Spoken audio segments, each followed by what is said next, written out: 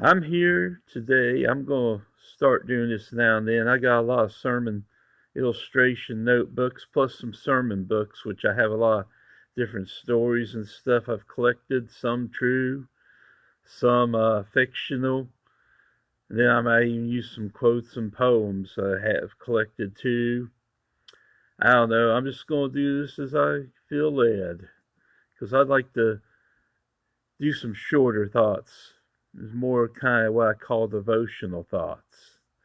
But I don't plan to do it all the time. I still plan to put my mini sermons on my YouTube channel, but I just thought I'd do this today as a start.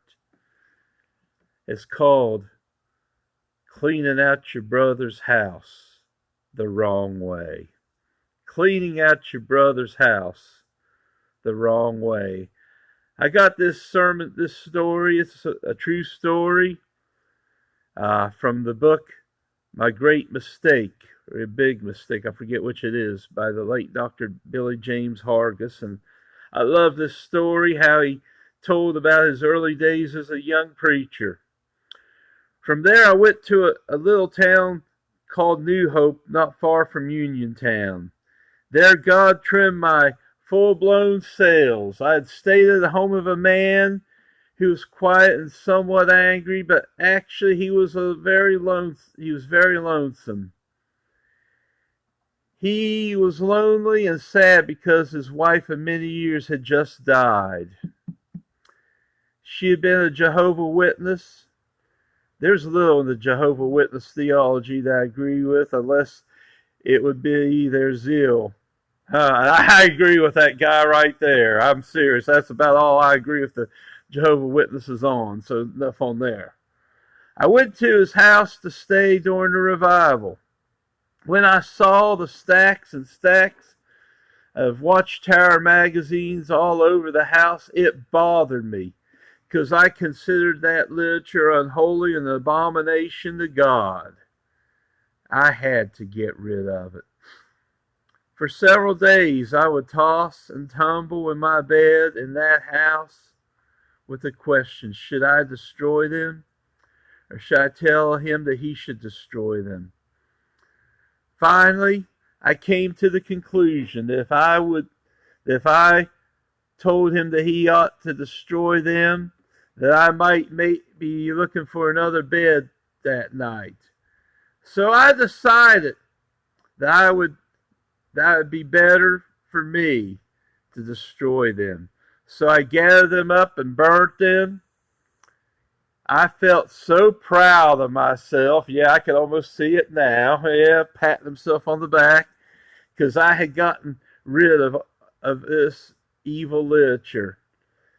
Furthermore, I had not gotten caught. I thought I had done a great act of holiness when I really committed an awful sin. He never said anything, and the meetings continued. In those days, revivals didn't pay much, so I would eat with people of the community at lunch and have supper with them. That was the best part. That was part of the pay.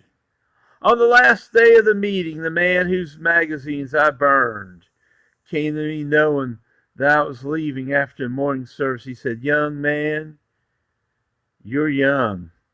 I like you as a person, but you defiled my house." I said, "How did I do that?" "You gathered up all the Watchtower magazines that belonged to my dead wife and burned them without asking my permission." Now, I don't believe in the Jehovah's Witness religion either. I have never read those Watchtower magazines and never would. But they belong to my wife. Because they belong to my wife, I wouldn't destroy them. They were precious to me as something she had made with her hands. I could see her in the rocking chair reading those magazines. I felt ashamed. I realized that God had not called me as a judge. God called me simply as his witness. I confess when I was a younger Christian, a younger preacher, I probably would have been tempted to do the same thing. I don't know if I would have as much burned him as I would have in my zeal said something out of line. That's probably what I would have done. You know, I've served the Lord since 1978. That's when I got saved, 1978. I've learned a lot.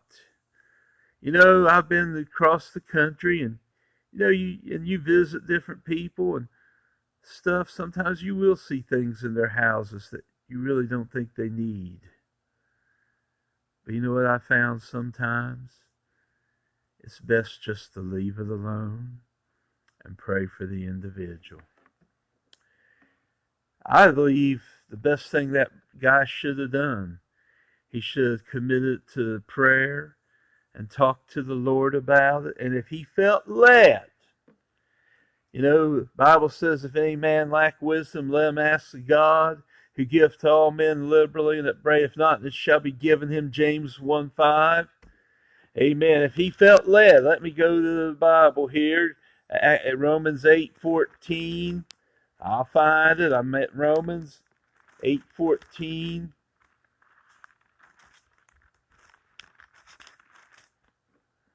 For as many as are led by the Spirit of God, they are the sons of God. I'm not saying that man who had all that literature was right or wrong. Let me tell you, I can feel for the man. Some of you can, others like me can. I can almost understand why he did it. And he said he never would destroy him. Well, if he would have been prayed for, and they would have asked, and somebody would have asked God to convict him of it, or give them wisdom what to say or not to say, who knows? Over the course of time, the man may have realized, hey, it's time for me to move on.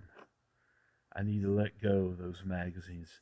But understand, I can feel for the man, because sometimes when you lose a wife or a loved one, it's hard to get rid of certain things of theirs.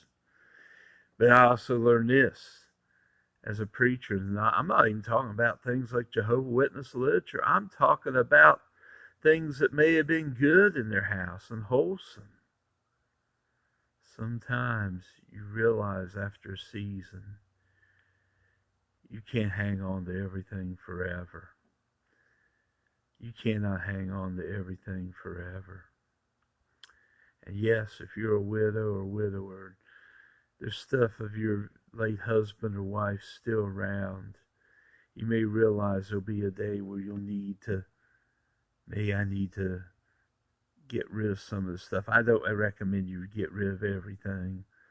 But make sure, like I would not advocate anybody keeping the clothes of their late husband or late wife, because, that I don't think is necessary. Stuff like that could be sold or given to Goodwill or thrift stores. But sometimes you realize some things you can't hang on to forever. But my message today is, when you go to people's houses and you see things like Jehovah's Witness magazines, maybe a Book of Mormon, maybe some books you don't think should be there, don't be an iconoclast. Those are people who smashed idols. You know what you need to do? You need to pray for the person and just let God deal with them. While you're praying, the Lord deals with you, to talk to them about then. And don't come angry like, you gotta get rid of those Jehovah's Witness magazines. No, you should go maybe something like, brother, I see where you have a lot of Jehovah's Witness literature. Maybe you should either at first put them away for a while. I'm not necessarily even suggesting you tell them to throw it away, because people will walk into your house at times, see them, and might think the wrong thought.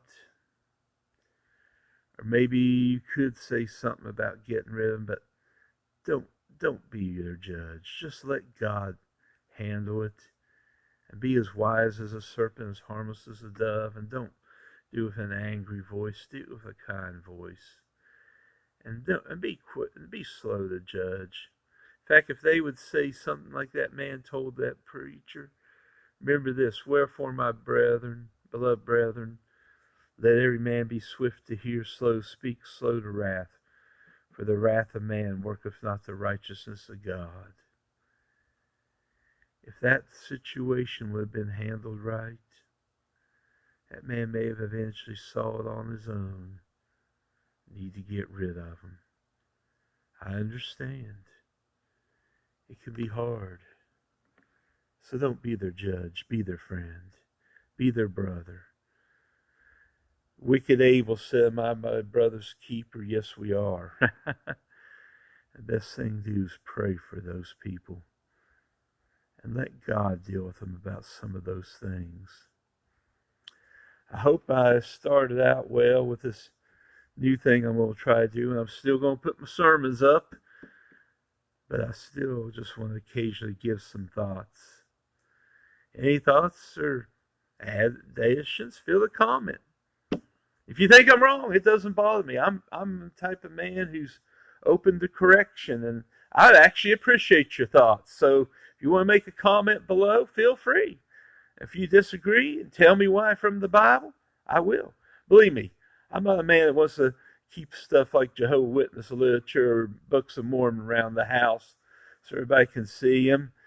And believe me, if there's something real bad, I'm willing to burn it. I believe Acts chapter 19, verse 18 through 20, very strongly.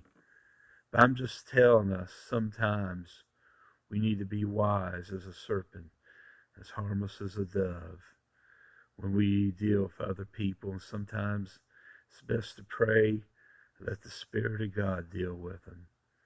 God bless you.